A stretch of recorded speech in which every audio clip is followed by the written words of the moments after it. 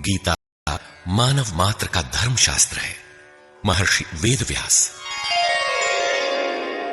श्री कृष्णकालीन महर्षि वेदव्यास से पूर्व कोई भी शास्त्र पुस्तक के रूप में उपलब्ध नहीं था। श्रुत ज्ञान की इस परंपरा को तोड़ते हुए उन्होंने 4 वेद, ब्रह्मसूत्र, महाभारत, भागवत एवं गीता जैसे ग्रंथों में पूर्व संचित भौतिक एवं आध्यात्मिक ज्ञान राशि को संकलित कर अंत में स्वयं ही निर्णय दिया कि गीता सुगीता कर्तव्या किमन्यै शास्त्र विस्तरे या स्वयं पद्मनाभस्य मुखपद्माद विनिसृता। भीष्म पर्व। गीता भली प्रकार मनन करके हृदय में धारण करने योग्य है, जो पद्मनाभ भगवान के श्रीमुख से निःसृत वाणी है। फिर अन्य शास्त्रों के संग्रह की क्या आवश्यकता। मानव सृष्टि के आदि में भगवान श्री कृष्ण के श्रीमुख से निःसृत अविनाशी योग अर्थात श्रीमद् भगवद गीता, जिसकी विस्तृत व्याख्या वेद और उपनिषद है, विस्मृति आ जाने पर उसी आदि शास्त्र को भगवान श्री कृष्ण ने अर्जुन के प्रति पुनः प्रकाशित किया, जिसकी यथावत व्याख्या यथार्थ गीता है। एकम शास्त्रम देवकी पुत्र गीतम एको देवो देवकी पुत्रेव एको मंत्र तस्य नामानि यानि कर्माप्येकम तस्य देवस्य सेवा। गीता महात्म्य। अर्थात एक ही शास्त्र है जो देवकी पुत्र भगवान ने श्रीमुख से गायन किया। गीता एक ही प्राप्त करने योग्य देव है। उस गायन में जो सत्य बताया, आत्मा सिवाय आत्मा के कुछ भी शाश्वत नहीं है। उस गायन में उन महायोगेश्वर ने क्या जपने के लिए कहा। ओम। अर्जुन, ओम अक्षय परमात्मा का नाम है, उसका जप कर और ध्यान मेरा धर। एक ही कर्म है। गीता में वर्णित परम देव एक परमात्मा की सेवा। उन्हें श्रद्धा से अपने हृदय में धारण करें। अस्तु, आरंभ से ही गीता आपका शास्त्र रहा है। भगवान श्री कृष्ण के हजारों वर्ष पश्चात परवर्ती जिन महापुरुषों ने एक ईश्वर को सत्य बताया, गीता के ही पथ पर चलने वाले पथिक हैं, गीता के ही संदेशवाहक हैं। ईश्वर से ही लौकिक एवं पारलौकिक सुखों की कामना, ईश्वर से डरना, अन्य किसी को ईश्वर न मानना, यहां तक तो सभी महापुरुषों ने बताया। किंतु ईश्वरीय साधना, ईश्वर तक की दूरी तय करना, ये केवल गीता में ही सांगोपांग क्रमबद्ध सुरक्षित है। गीता से सुख शांति तो मिलती ही है, ये अक्षय अनामय पद भी देती है। देखिए श्रीमद् भगवद गीता की टीका, यथार्थ गीता।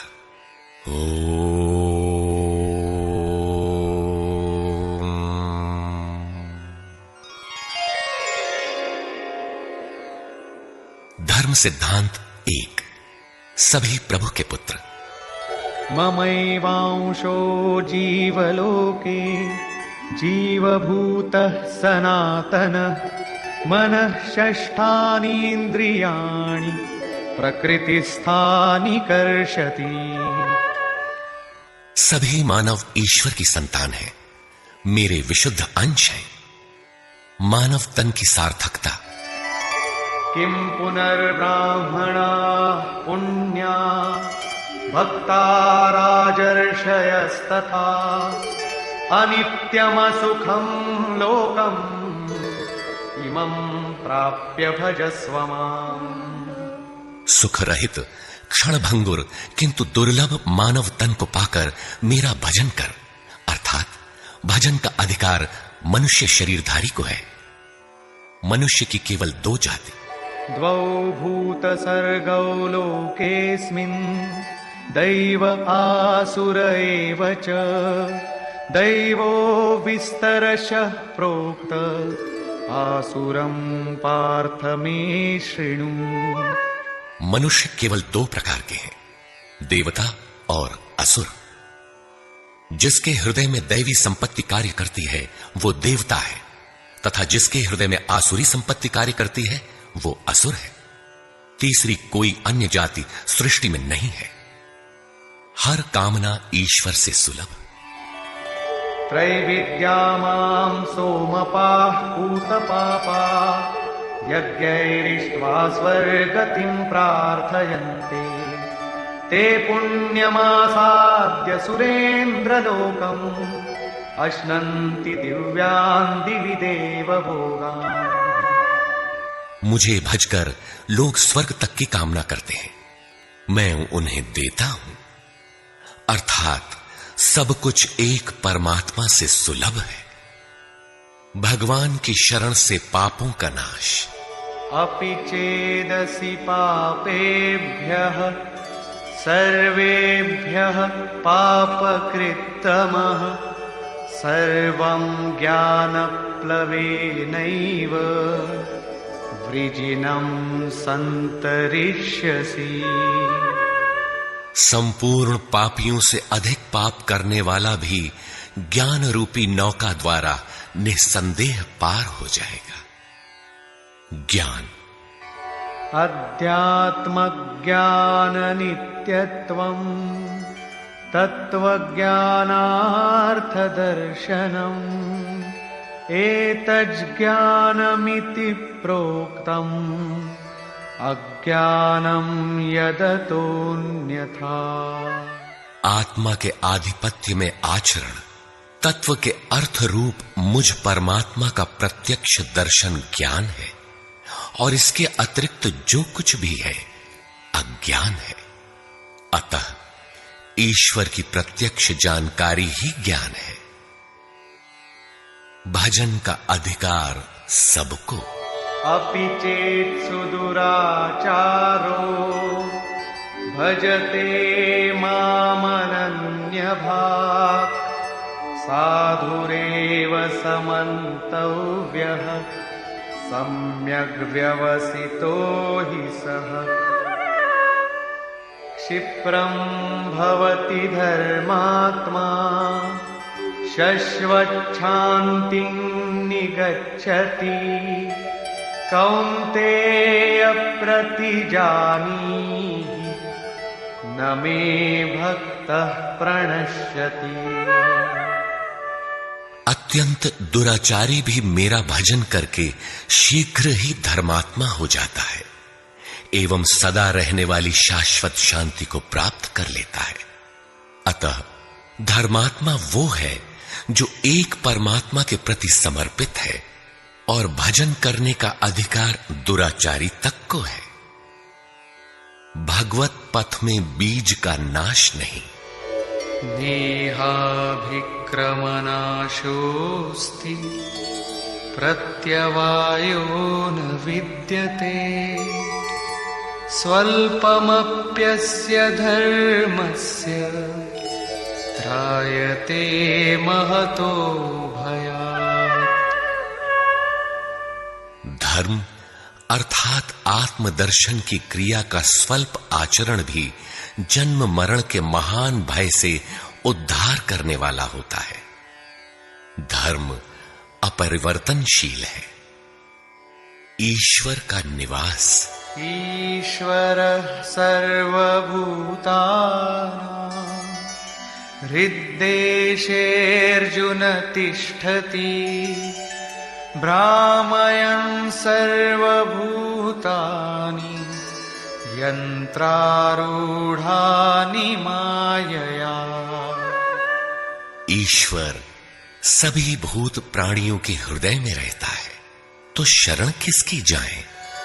तमेव शरणं गच्छ सर्वभावेन भारत तत्प्रसादात् परां शान्तिं स्थानं प्राप्स्यसि शाश्वतम्। संपूर्ण भाव से उस हृदयस्थ एक परमात्मा की शरण में जाओ, जिसकी कृपा से तू परम शांति शाश्वत परम धाम को प्राप्त होगा। यज्ञ। सर्वाणीन्द्रियकर्माणि प्राणकर्माणि चापरे आत्मसंयमयोगाग्नौ जुह्वति ज्ञानदीपिते। संपूर्ण इंद्रियों के व्यापार को, मन की चेष्टाओं को ज्ञान से प्रकाशित हुई आत्मा में संयम रूपी योगाग्नि में हवन करते हैं। अपाने जुह्वति प्राणम प्राणे पानम तथा परे प्राणापान गतिरुद्ध्वा प्राणायाम परायणा। बहुत से योगी श्वास को प्रश्वास में हवन करते हैं और बहुत से प्रश्वास को श्वास में। इससे उन्नत अवस्था होने पर अन्य श्वास प्रश्वास की गति रोककर प्राणायाम परायण हो जाते हैं। इस प्रकार योग साधना की विधि विशेष का नाम यज्ञ है। उस यज्ञ को कार्य रूप देना कर्म है। कर्म एवं बहुविधा यज्ञा वितता ब्रह्मणो मुखे कर्मजान् विद्धितान् सर्वान् एवं ज्ञात्वा विमोक्ष्यसे। इस प्रकार बहुत से यज्ञ जैसे श्वास का प्रश्वास में हवन, प्रश्वास का श्वास में हवन, श्वास प्रश्वास का निरोध कर प्राणायाम के परायण होना इत्यादि यज्ञ जिस आचरण से पूर्ण होता है उस आचरण का नाम कर्म है। कर्म माने आराधना, कर्म माने चिंतन। योग साधना पद्धति का नाम यज्ञ है। विकर्म, विकर्म का अर्थ विकल्प शून्य कर्म है। प्राप्ति के पश्चात महापुरुषों के कर्म विकल्प शून्य होते हैं। आत्मस्थित, आत्मतृप्त, आप्त काम महापुरुषों को न तो कर्म करने से कोई लाभ है और न छोड़ने से कोई हानि ही है। फिर भी वे पीछे वालों के हित के लिए कर्म करते हैं। ऐसा कर्म विकल्प शून्य है, विशुद्ध है और यही कर्म विकर्म कहलाता है। यज्ञ करने का अधिकार।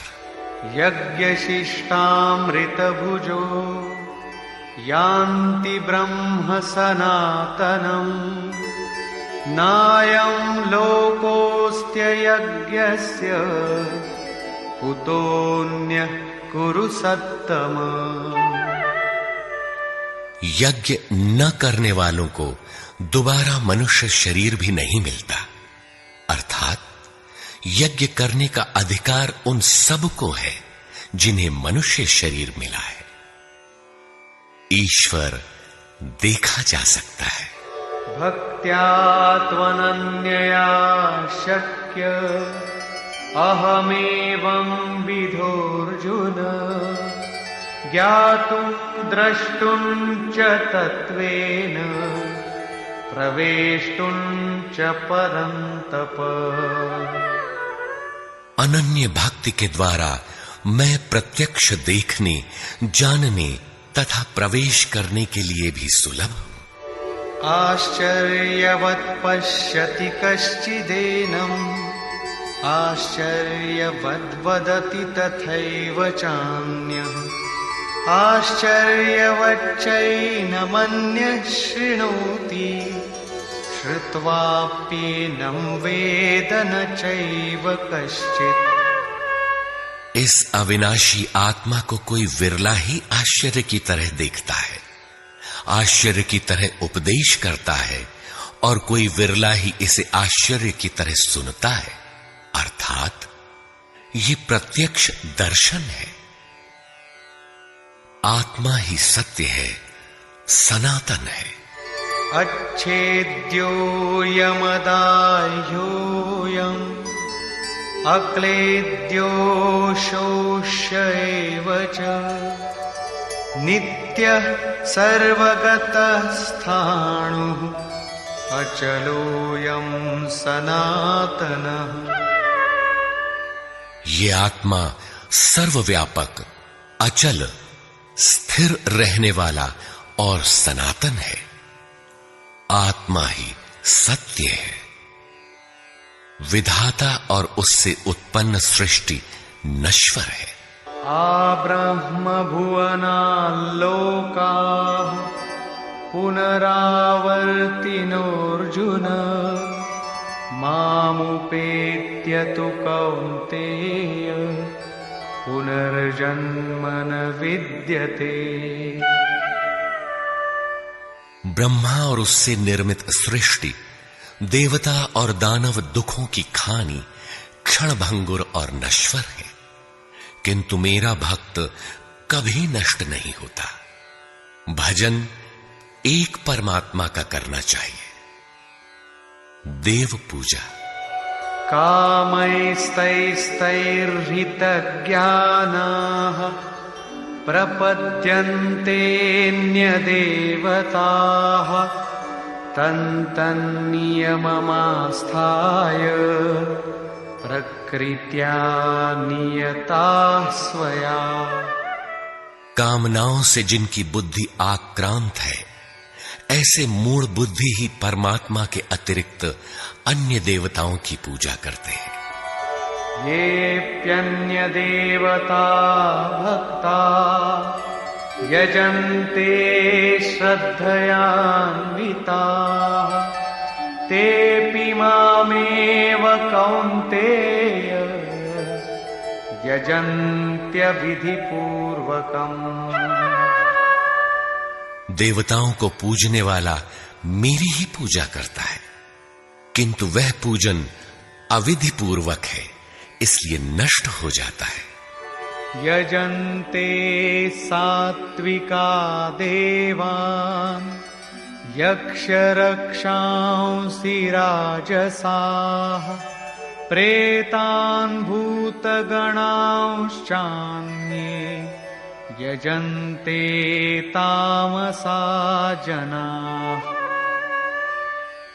अर्जुन, शास्त्र विधि को त्याग कर भजने वाले सात्विक श्रद्धा वाले देवताओं को, राजस पुरुष यक्ष राक्षसों को और तामस पुरुष भूत प्रेतों को पूजते हैं, किंतु कर्षयन्तः शरीरस्थं भूतग्राममचेतसः मां चैवान्तः शरीरस्थम् तान् विद्यासुरनिश्चयान्। वे शरीर रूप से स्थित भूत समुदाय और अंतर्यामी रूप में स्थित मुझ परमात्मा को कृश करने वाले हैं।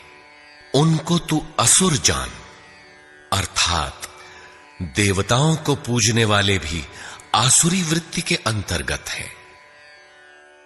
अधम।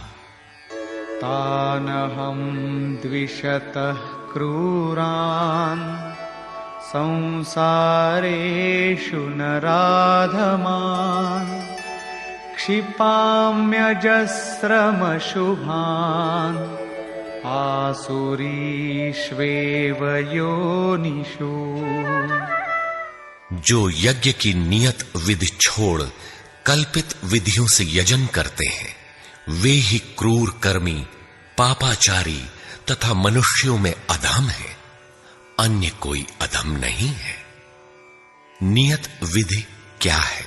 ओमित्येकाक्षरं ब्रह्म व्याहरन् मामनुस्मरन् यः प्रयाति त्यजन् देहं स याति परमां गतिम्। ओम, जो अक्षय ब्रह्म का परिचायक है, उसका जप तथा मुझ एक परमात्मा का स्मरण, तत्वदर्शी महापुरुष के संरक्षण में ध्यान। शास्त्र। इति गुह्यतमं शास्त्रम् इदमुक्तं मया नघ एतद्बुद्ध्वा बुद्धिमान् स्यात् कृतकृत्यश्च भारत। इस प्रकार यह अति गोपनीय शास्त्र मेरे द्वारा कहा गया। इसे तत्व से जानकर मनुष्य पूर्ण ज्ञाता तथा कृतार्थ हो जाता है। अतः योगेश्वर श्री कृष्ण की यह वाणी स्वयं में पूर्ण शास्त्र है।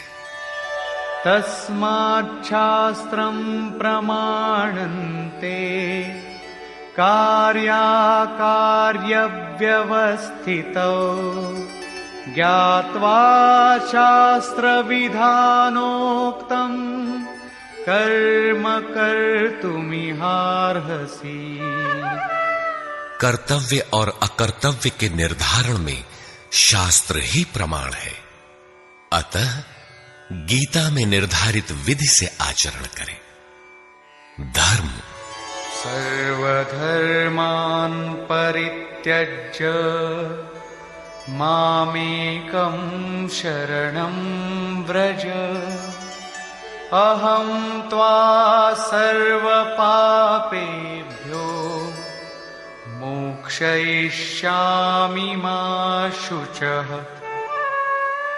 धार्मिक उथल पुथल को छोड़ एकमात्र मेरी शरण हो जा, अर्थात एक भगवान के प्रति पूर्ण समर्पण ही धर्म का मूल है। उस प्रभु को पाने की नियत विधि का आचरण ही धर्माचरण है, और जो उसे करता है वो अत्यंत पापी भी शीघ्र धर्मात्मा हो जाता है। धर्म प्राप्त कहां से करें? ब्रह्मणो हि प्रतिष्ठाहम् अमृतस्याव्ययस्य च शाश्वतस्य च धर्मस्य सुखस्यैकान्तिकस्य च। उस अविनाशी ब्रह्म का, अमृत का, शाश्वत धर्म का और अखंड एक रस आनंद का मैं ही आश्रय हूं, अर्थात परमात्म स्थित सद्गुरु ही इन सब का आश्रय है। नोट: विश्व के सारे धर्मों की सत्य धारा एक ईश्वर गीता का ही प्रसारण है।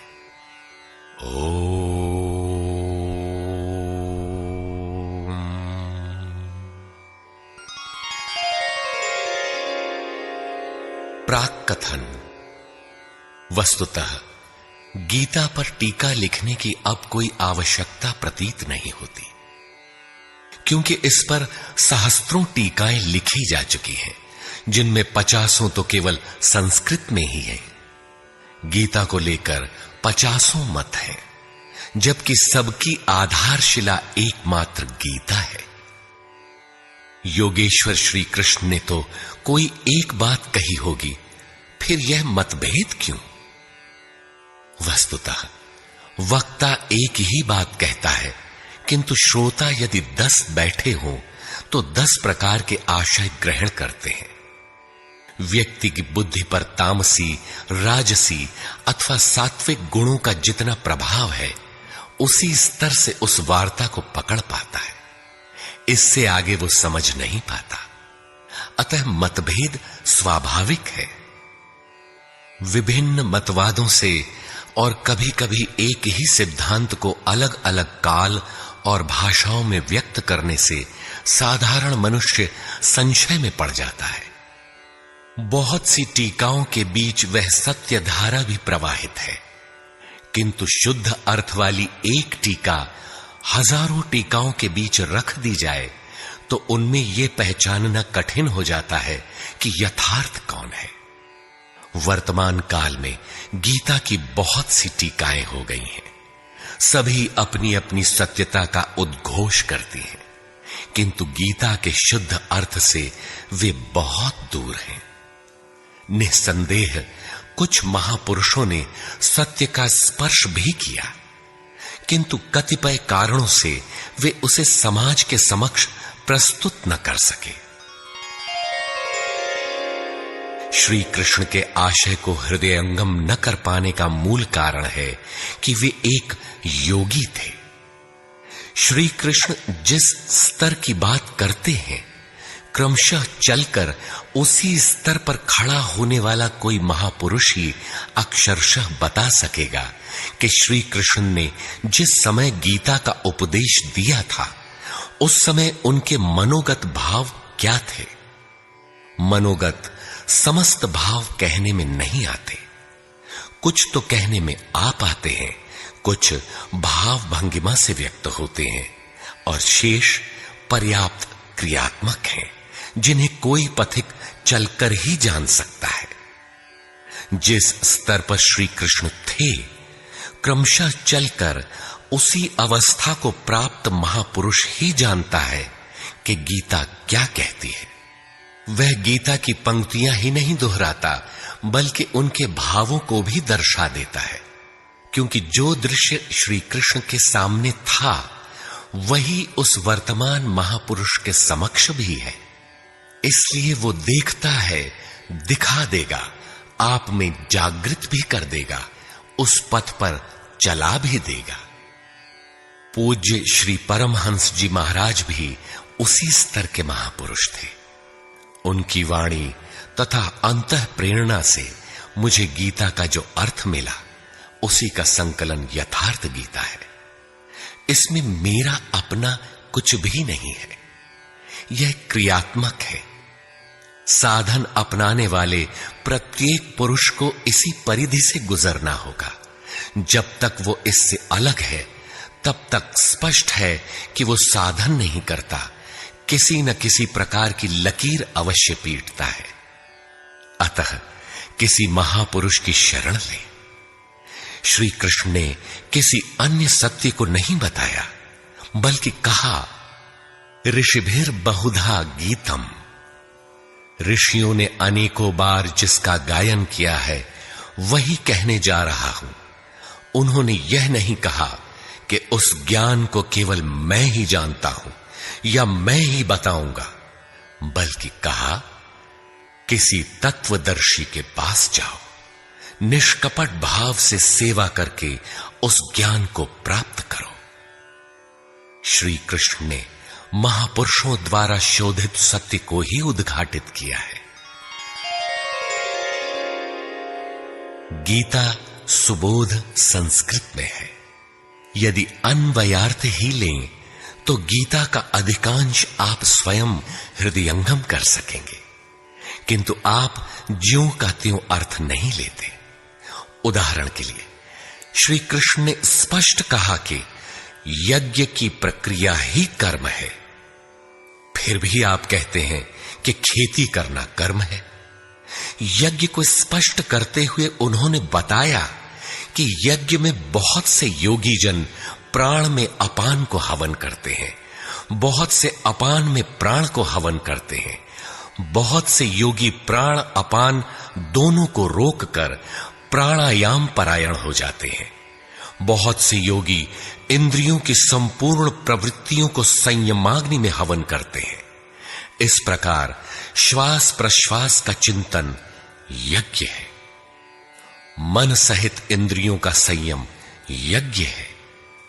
शास्त्रकार ने स्वयं यज्ञ बताया, फिर भी आप कहते हैं कि विष्णु के निमित्त स्वाहा बोलना, अग्नि में जौ तिल घी का हवन करना यज्ञ है। उन योगेश्वर ने ऐसा एक शब्द भी नहीं कहा। क्या कारण है कि आप समझ नहीं पाते? बाल की खाल निकालकर रटने पर भी क्यों वाक्य विन्यास ही आपके हाथ लगता है? आप अपने को यथार्थ जानकारी से शून्य ही क्यों पाते हैं? वस्तुतः मनुष्य जन्म लेकर क्रमशः बड़ा होता है तो पैतृक संपत्ति, घर, दुकान, जमीन जायदाद, पद प्रतिष्ठा, गाय भैंस, यंत्र उपकरण इत्यादि उसे विरासत में मिलती है। ठीक इसी प्रकार उसे कुछ रूढ़ियां, परंपराएं, पूजा पद्धतियां भी विरासत में मिल जाती हैं। 33 करोड़ देवी देवता तो भारत में बहुत पहले गिने गए थे। विश्व में उनके अनगिनत रूप हैं। शिशु ज्यों ज्यों बड़ा होता है, अपने माता पिता, भाई बहन, पास पड़ोस में इनकी पूजा देखता है। परिवार में प्रचलित पूजा पद्धतियों की अमिट छाप उसके मस्तिष्क पर पड़ जाती है। देवी की पूजा मिली तो जीवन भर देवी देवी रटता है। परिवार में भूत पूजा मिली तो भूत भूत रटता है। कोई शिव तो कोई कृष्ण तो कोई कुछ पकड़े ही रहता है। उन्हें वो छोड़ नहीं सकता। ऐसे भ्रांत पुरुष को गीता जैसा कल्याणकारी शास्त्र मिल भी जाए तो वो उसे नहीं समझ सकता। पैतृक संपदा को कदाचित वो छोड़ भी सकता है, किंतु इन रूढ़ियों और मजहबी पचड़ों को नहीं मिटा सकता। पैतृक संपत्ति को हटाकर आप हजारों मील दूर जा सकते हैं, किंतु दिल दिमाग में अंकित ये रूढ़िगत विचार वहां भी आपका पिंड नहीं छोड़ते। आप सिर काटकर अलग तो नहीं रख सकते, अतः आप यथार्थ शास्त्र को भी उन्हीं रूढ़ियों, रीति रिवाजों, मान्यताओं और पूजा पद्धतियों के अनुरूप ढाल कर देखना चाहते हैं। यदि उनके अनुरूप बात ढलती है, वार्ता का क्रम बैठता है, तो आप उसे सही मानते हैं, और नहीं ढलती तो गलत मानते हैं।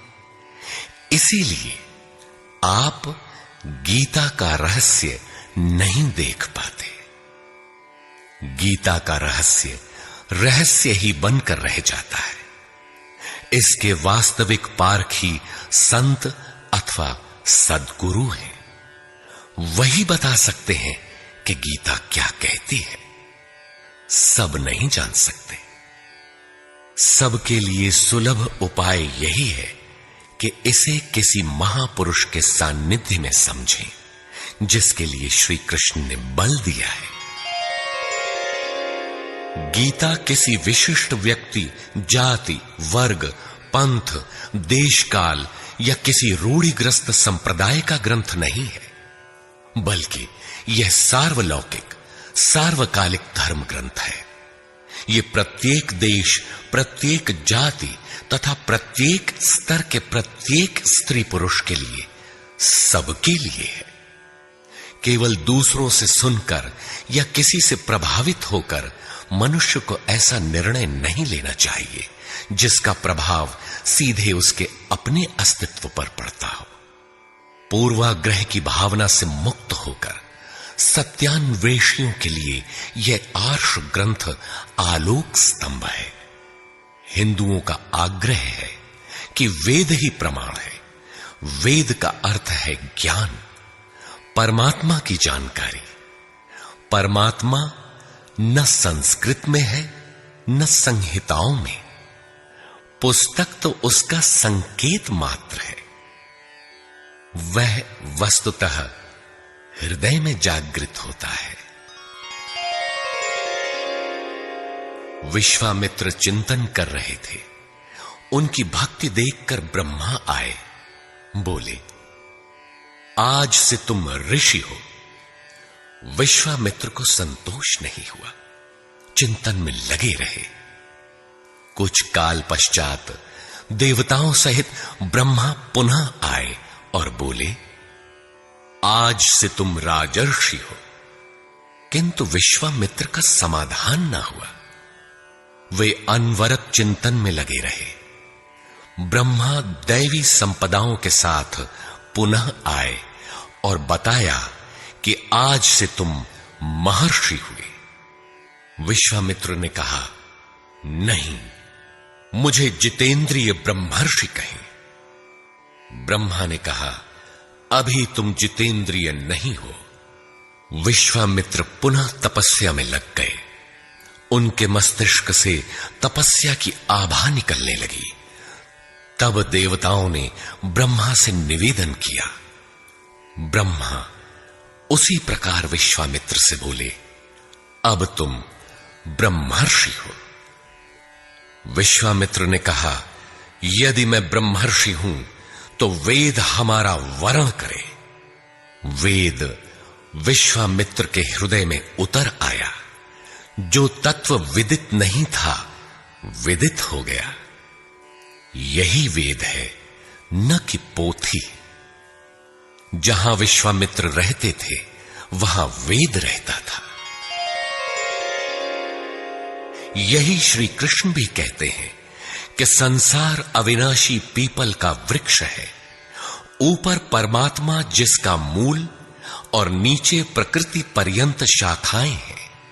जो इस प्रकृति का अंत करके परमात्मा को विदित कर लेता है वह वेदवित है। अर्जुन, मैं भी वेदवित हूं, अतः प्रकृति के प्रसार और अंत के साथ परमात्मा की अनुभूति का नाम वेद है। यह अनुभूति ईश्वर प्रदत्त है, इसलिए वेद को अपौरुषेय कहा जाता है। महापुरुष अपौरुषेय होते हैं, उनके माध्यम से परमात्मा ही बोलता है।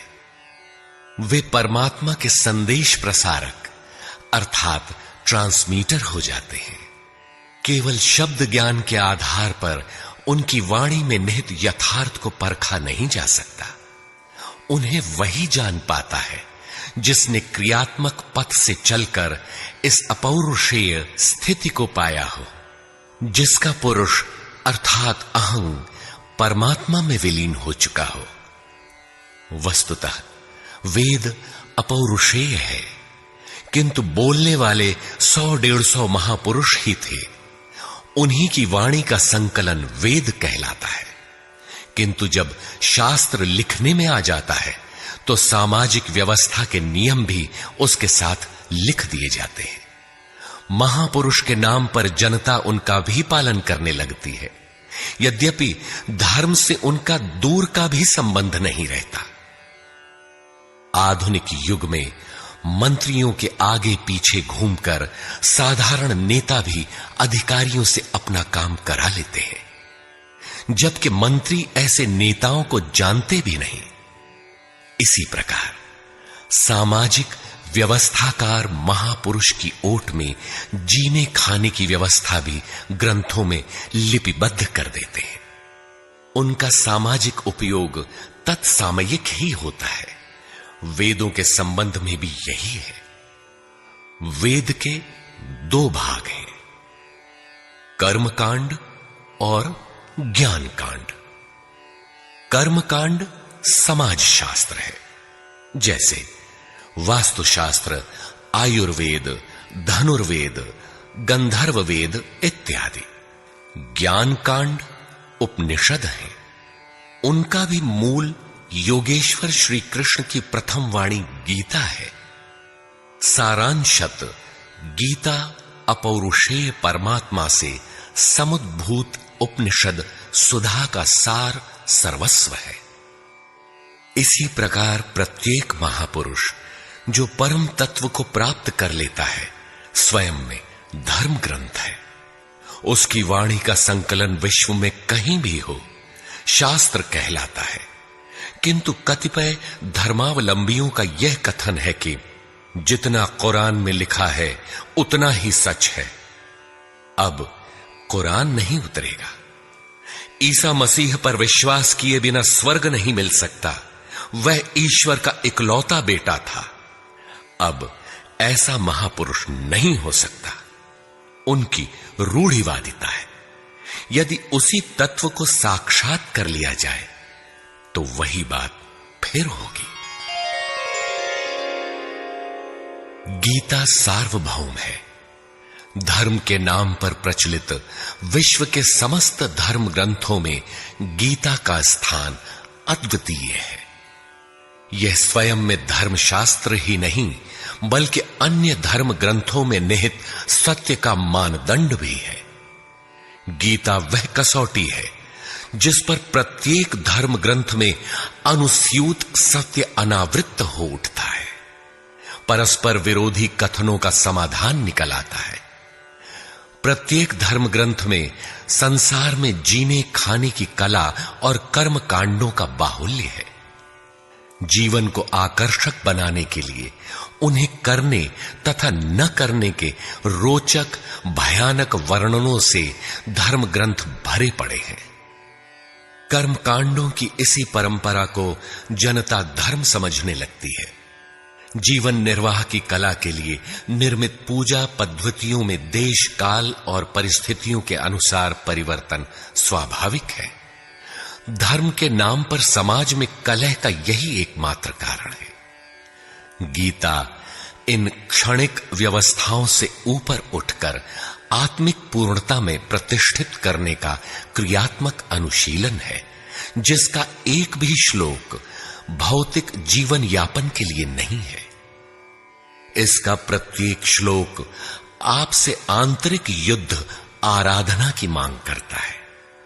तथाकथित धर्म ग्रंथों की भांति यह आपको स्वर्ग या नरक के द्वंद्व में फंसाकर नहीं छोड़ता, बल्कि उस अमरत्व की उपलब्धि कराता है जिसके पीछे जन्म मृत्यु का बंधन नहीं रह जाता।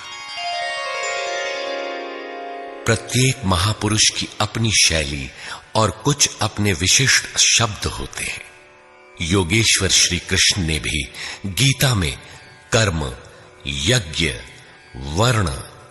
वर्ण संकर, युद्ध, क्षेत्र, ज्ञान इत्यादि शब्दों पर बार बार बल दिया है। इन शब्दों का अपना आशय है और पुनरावृत्ति में भी इनका अपना सौंदर्य है। हिंदी रूपांतरण में इन शब्दों को उसी आशय में लिया गया है तथा आवश्यक स्थलों की व्याख्या भी की गई है। गीता के आकर्षण निम्नलिखित प्रश्न हैं, जिनका आशय आधुनिक समाज खो चुका है। वे इस प्रकार हैं जिन्हें यथार्थ गीता में आप पाएंगे।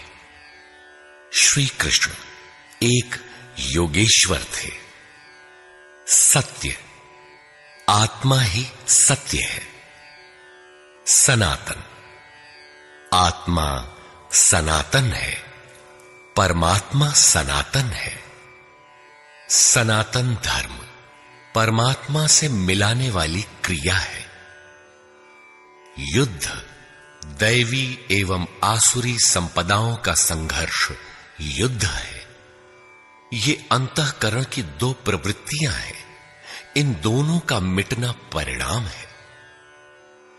युद्ध स्थान, यह मानव शरीर और मन सहित इंद्रियों का समूह युद्ध स्थल है। ज्ञान, परमात्मा की प्रत्यक्ष जानकारी ज्ञान है। योग, संसार के संयोग वियोग से रहित अव्यक्त ब्रह्म के मिलन का नाम योग है। ज्ञान योग, आराधना ही कर्म है। अपने पर निर्भर होकर कर्म में प्रवृत्त होना ज्ञान योग है। निष्काम कर्म योग, इष्ट पर निर्भर होकर समर्पण के साथ कर्म में प्रवृत्त होना निष्काम कर्म योग है। श्री कृष्ण ने किस सत्य को बताया? श्री कृष्ण ने उसी सत्य को बताया जिसको तत्वदर्शियों ने पहले देख लिया था और आगे भी देखेंगे। यज्ञ, साधना की विधि विशेष का नाम यज्ञ है। कर्म, यज्ञ को कार्य रूप देना ही कर्म है। वर्ण, आराधना की एक ही विधि जिसका नाम कर्म है। जिसको 4 श्रेणियों में बांटा है वही 4 वर्ण है। ये एक ही साधक का ऊंचा नीचा स्तर है, न कि जाति।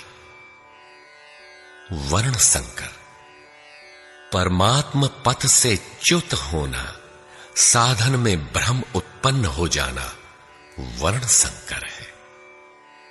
मनुष्य की श्रेणी, अंतःकरण के स्वभाव के अनुसार मनुष्य 2 प्रकार का होता है।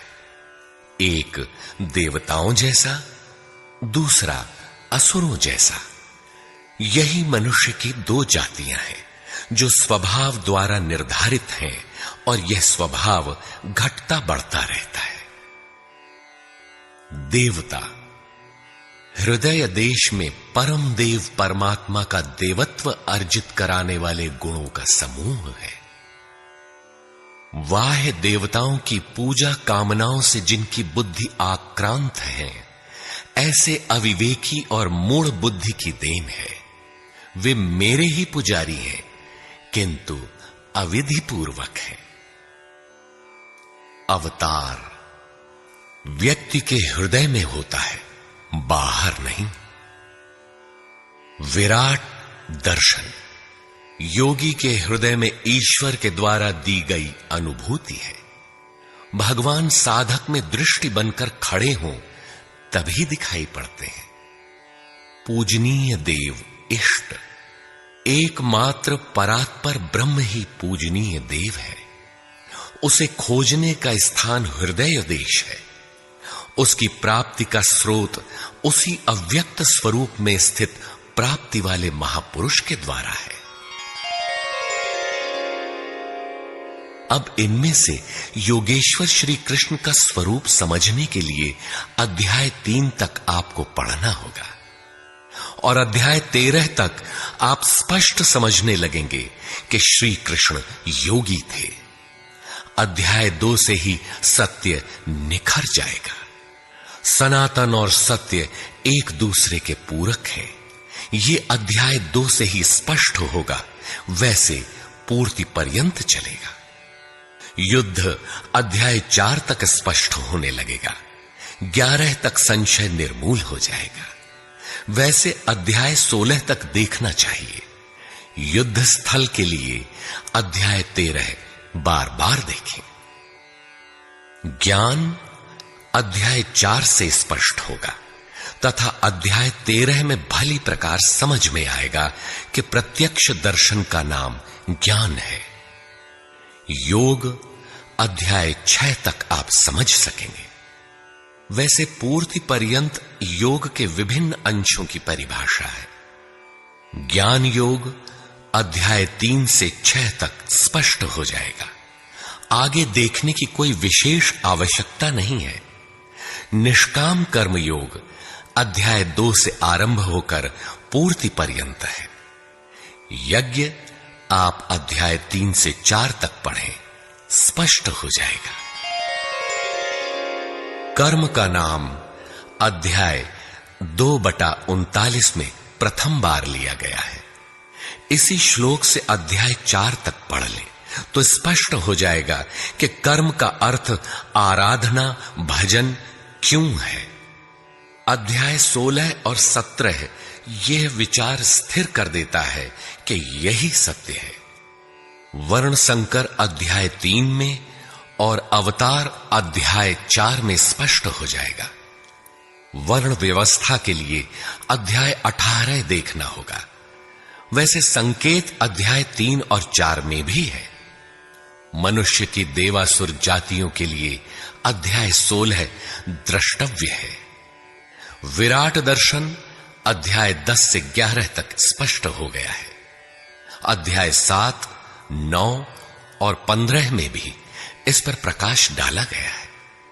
अध्याय 7, 9 और 17 में बाह्य देवताओं की अस्तित्वहीनता स्पष्ट हो जाती है। परमात्मा के पूजन की स्थली हृदय देश ही है, जिसमें ध्यान, श्वास प्रश्वास के चिंतन इत्यादि की क्रियाएं जो एकांत में बैठकर की जाती हैं। अध्याय 3, 4, 6 और 18 में स्पष्ट है। बहुत सोचने विचारने से क्या प्रयोजन है। यदि अध्याय 6 तक ही अध्ययन कर लें तो भी यथार्थ गीता का मूल आशय आपकी समझ में आ जाएगा। गीता जीविका संग्राम का साधन नहीं, अपितु जीवन संग्राम में शाश्वत विजय का क्रियात्मक प्रशिक्षण है। इसलिए युद्ध ग्रंथ है जो वास्तविक विजय दिलाता है। किंतु गीतोक्त युद्ध तलवार, धनुष, वाण, गदा और फरसे से लड़ा जाने वाला सांसारिक युद्ध नहीं है और न इन युद्धों में शाश्वत विजय निहित है। ये सत प्रवृत्तियों का संघर्ष है जिनके रूपकात्मक वर्णन की परंपरा रही है। वेद में इंद्र और वृत्र, विद्या और अविद्या, पुराणों में देवासुर संग्राम, महाकाव्यों में राम और रावण, कौरव एवं पांडवों के संघर्ष को ही गीता में धर्म क्षेत्र और कुरुक्षेत्र, दैवी संपद एवं आसुरी संपद, सजातीय एवं विजातीय, सद्गुण एवं दुर्गुणों का संघर्ष कहा गया है। यह संघर्ष जहां होता है वह स्थान कहां है? गीता का धर्म क्षेत्र और कुरुक्षेत्र भारत का कोई भूखंड नहीं, बल्कि स्वयं गीताकार के शब्दों में इदं शरीरम कौन्तेय क्षेत्रमित्यभिधीयते। कौन्तेय, यह शरीर ही एक क्षेत्र है जिसमें बोया हुआ भला और बुरा बीज संस्कार रूप से सदैव उगता है। 10 इंद्रियां, मन, बुद्धि, चित्त, अहंकार, 5 विकार और 3 गुणों का विकार इस क्षेत्र का विस्तार है। प्रकृति से उत्पन्न इन 3 गुणों से विवश होकर मनुष्य को कर्म करना पड़ता है। वह क्षण मात्र भी कर्म किए बिना नहीं रह सकता। पुनरपि जननम पुनरपि मरणम पुनरपि जननी जठरे शयनम। जन्म जन्मांतरों से करते ही तो बीत रहा है, यही कुरुक्षेत्र है। सद्गुरु के माध्यम से साधना के सही दौर में पढ़कर साधक जब परम धर्म परमात्मा की ओर अग्रसर होता है, तब यह क्षेत्र धर्म क्षेत्र बन जाता है। यह शरीर ही क्षेत्र है।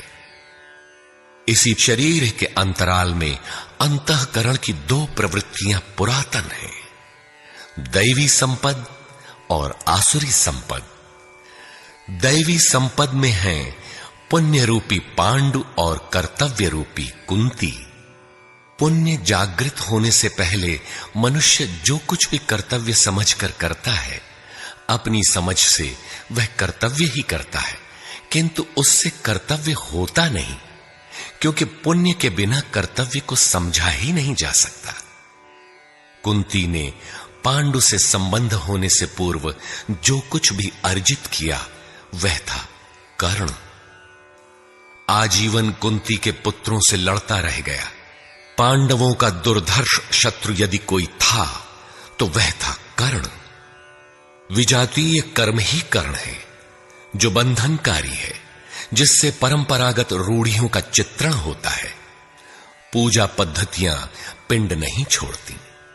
पुण्य जागृत होने पर धर्म रूपी युधिष्ठिर, अनुराग रूपी अर्जुन, भाव रूपी भीम, नियम रूपी नकुल, सत्संग रूपी सहदेव, सात्विकता रूपी सात्यकी, काया में सामर्थ्य रूपी काशीराज, कर्तव्य के द्वारा भव पर विजय कुंती भोज इत्यादि इष्टोन्मुखी मानसिक प्रवृत्तियों का उत्कर्ष होता है, जिनकी गणना 7 अक्षौहिणी है।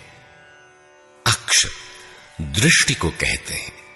सत्यमयी दृष्टिकोण से जिसका गठन है वह है दैवी संपद। परम धर्म परमात्मा तक की दूरी तय कराने वाली ये 7 सीढ़ियां, 7 भूमिकाएं हैं, न कि कोई गणना विशेष। वस्तुतः ये प्रवृत्तियां अनंत हैं। दूसरी ओर है कुरुक्षेत्र, जिसमें 10 इंद्रियां और 1 मन, 11 अक्षौहिणी सेना है। मन सहित इंद्रियमयी दृष्टिकोण से जिसका गठन है वह है आसुरी संपद, जिसमें है अज्ञान रूपी धृतराष्ट्र, जो सत्य को जानते हुए भी अंधा बना रहता है। उसकी सहचारिणी है गांधारी, इंद्रिय आधार वाली प्रवृत्ति।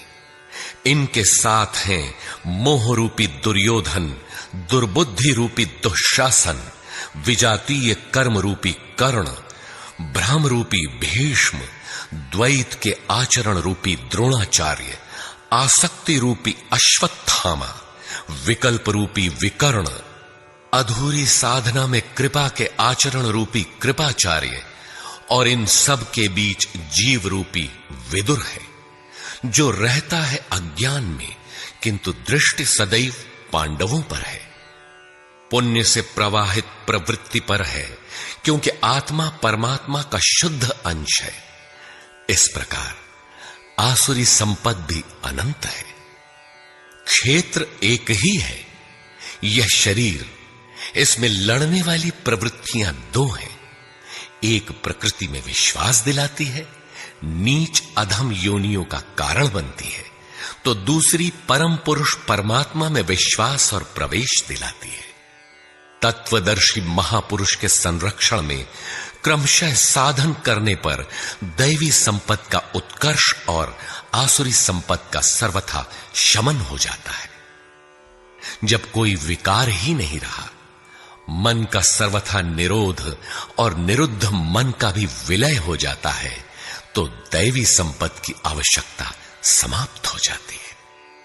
अर्जुन ने देखा कि कौरव पक्ष के अनंतर पांडव पक्ष के योद्धा भी योगेश्वर में समाहित हो रहे हैं। पूर्ति के साथ दैवी संपत्ति भी विलीन हो जाती है। अंतिम शाश्वत परिणाम निकल आता है। इसके पश्चात महापुरुष यदि कुछ करता है तो केवल अनुयायियों के मार्गदर्शन के लिए ही करता है। लोक संग्रह की इसी भावना से महापुरुषों ने सूक्ष्म मनोभावों का वर्णन उन्हें ठोस स्थूल रूप देकर किया है। गीता छंदोबद्ध है, व्याकरण सम्मत है, किंतु इसके पात्र प्रतीकात्मक हैं। अमूर्त योग्यताओं के मूर्त रूप मात्र है। गीता के आरंभ में 30-40 पात्रों का नाम लिया गया है, जिनमें आधे सजातीय हैं, आधे विजातीय। कुछ पांडव पक्ष के हैं, कुछ कौरव पक्ष के। विश्व रूप दर्शन के समय इनमें से 4-6 नाम पुनः आए हैं, अन्यथा संपूर्ण गीता में इन नामों की चर्चा तक नहीं है। एकमात्र अर्जुन ही ऐसा पात्र है जो आरंभ से अंत तक योगेश्वर के समक्ष है। वह अर्जुन भी केवल योग्यता का प्रतीक है, न कि व्यक्ति विशेष। गीता के आरंभ में अर्जुन सनातन कुल धर्म के लिए विकल है, किंतु योगेश्वर श्री कृष्ण ने इसे अज्ञान बताया और निर्देश दिया कि आत्मा ही सनातन है, शरीर नाशवान है, इसलिए युद्ध कर। इस आदेश से यह स्पष्ट नहीं होता कि अर्जुन कौरवों को ही मारे। पांडव पक्ष के भी शरीरधारी ही तो थे, दोनों ओर संबंधी ही तो थे। संस्कारों पर आधारित शरीर क्या तलवार से काटने पर समाप्त हो सकेगा? जब शरीर नाशवान है, जिसका अस्तित्व है ही नहीं, तो अर्जुन कौन था? श्री कृष्ण किसकी रक्षा में खड़े थे? क्या किसी शरीरधारी की रक्षा में खड़े थे? श्री कृष्ण ने कहा, जो शरीर के लिए परिश्रम करता है वह पापायु मूढ़ बुद्धि पुरुष व्यर्थ ही जीता है। यदि श्री कृष्ण किसी शरीरधारी की रक्षा में खड़े हैं, तब तो वे भी मूढ़ बुद्धि हैं, व्यर्थ ही जीने वाले हैं। वस्तुतः अनुराग ही अर्जुन है। अनुरागी के लिए महापुरुष सदैव खड़े हैं। अर्जुन शिष्य था और श्री कृष्ण एक सद्गुरु थे। विनयावनत होकर उसने कहा, धर्म के मार्ग में मोहित चित्त मैं आपसे पूछता हूं, जो श्रेय अर्थात परम कल्याणकारी हो वह उपदेश मेरे प्रति कहिए। अर्जुन श्रेय चाहता था, प्रेय अर्थात भौतिक पदार्थ नहीं। केवल कहिए ही नहीं, साधिए, संभालिए। मैं आपका शिष्य हूं, आपकी शरण में हूं। इसी प्रकार गीता में स्थान स्थान पर स्पष्ट है कि अर्जुन आर्त अधिकारी है और योगेश्वर श्री कृष्ण एक सद्गुरु हैं। वे सद्गुरु अनुरागी के साथ सदैव रहते हैं, उनका मार्गदर्शन करते हैं। जब भावुकतावश कोई व्यक्ति पूज्य महाराज जी के पास रहने का आग्रह करने लगता है, तब वे कहा करते थे, जाओ, शरीर से कहीं रहो, मन से मेरे पास आते रहो। प्रातः सायं राम शिव ओम किसी 1, 2, 2.5 अक्षर के नाम का जाप करो और मेरे स्वरूप का हृदय में ध्यान धरो। 1 मिनट भी स्वरूप पकड़ लोगे तो जिसका नाम भजन है वो मैं तुम्हें दूंगा। इससे अधिक पकड़ने लगोगे तो हृदय से रथी बनकर सदैव तुम्हारे साथ रहूंगा। जब सुरत पकड़ में आ जाती है तो इसके बाद महापुरुष इतना ही पास में रहते हैं जितना हाथ, पांव, नाक, कान इत्यादि आपके पास है। आप हजारों किलोमीटर दूर क्यों ना हो, वह सदैव समीप है। मन में विचारों के उठने से भी पहले वे मार्गदर्शन करने लग जाते हैं। अनुरागी के हृदय में वह महापुरुष सदैव आत्मा से अभिन्न होकर जागृत रहते हैं। अर्जुन अनुराग का प्रतीक है। गीता के 11वें अध्याय में योगेश्वर श्री कृष्ण का ऐश्वर्य देखने पर अर्जुन अपनी क्षुद्र त्रुटियों के लिए क्षमा याचना करने लगा। श्री कृष्ण ने क्षमा किया और याचना के अनुरूप सौम्य स्वरूप में आकर कहा, अर्जुन, मेरे स्वरूप को न पहले किसी ने देखा है और न भविष्य में कोई देख सकेगा। तब तो गीता हम लोगों के लिए व्यर्थ है, क्योंकि उस दर्शन की योग्यताएं अर्जुन तक सीमित रह गईं। जबकि उसी समय संजय देख रहा था। पहले भी उन्होंने कहा, बहुत से योगी जन ज्ञान रूपी तप से पवित्र होकर मेरे साक्षात स्वरूप को प्राप्त कर चुके हैं। अंततः वे महापुरुष कहना क्या चाहते हैं? वस्तुतः अनुराग ही अर्जुन है, जो आपके हृदय की भावना विशेष है। अनुराग विहीन पुरुष न कभी पूर्व में देख सका है और न ही अनुराग विहीन पुरुष भविष्य में कभी देख सकेगा। मिले ही न रघुपति बिनु अनुरागा, किए जोग तब ज्ञान बिरागा। अतः अर्जुन एक प्रतीक है। यदि प्रतीक नहीं है तो गीता का पीछा छोड़ दें। गीता आपके लिए नहीं है, क्योंकि उस दर्शन की योग्यता अर्जुन तक ही सीमित रह गई। अध्याय के अंत में योगेश्वर निर्णय देते हैं, अर्जुन, अनन्य भक्ति और श्रद्धा द्वारा मैं इस प्रकार प्रत्यक्ष देखने के लिए, अर्थात जैसा तूने देखा, तत्व से स्पष्ट जानने के लिए और प्रवेश करने के लिए भी सुलभ हूं। अनन्य भक्ति अनुराग का ही दूसरा रूप है और यही अर्जुन का स्वरूप भी है। अर्जुन पथिक का प्रतीक है। इस प्रकार गीता के पात्र प्रतीकात्मक हैं, यथा स्थान उनका संकेत है। रहे हो कोई ऐतिहासिक श्री कृष्ण और अर्जुन, निश्चय ही हुआ हो कोई विश्व युद्ध, किंतु गीता में भौतिक युद्ध का चित्रण कदापि नहीं है। उस ऐतिहासिक युद्ध के मुहाने पर घबराया तो था अर्जुन, न कि सेना। सेना तो लड़ने को तैयार खड़ी थी। क्या गीता का उपदेश देकर श्री कृष्ण ने सव्यसाची अर्जुन को सेना की योग्यता का बनाया? वस्तुतः साधन लिखने में नहीं आता, सब कुछ पढ़ लेने के बाद भी चलना शेष ही रहता है। यही प्रेरणा यथार्थ गीता है।